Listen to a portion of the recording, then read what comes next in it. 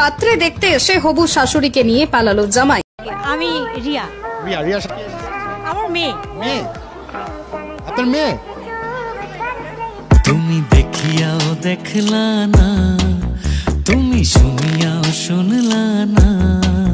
না আমি কিছু বলছি না, আপনারাই বলুন। আপনারা বিচারটা আপনাদের হাতেই দিলাম, আমার হাতে কিছু নেই, যেন হাত ফাঁকা। বিচারটা আপনাদের হাতেই দিলাম যে শাশুড়িকে নিয়ে পালাচ্ছে জামাই। কেন নিয়ে পালাবে না বলেন?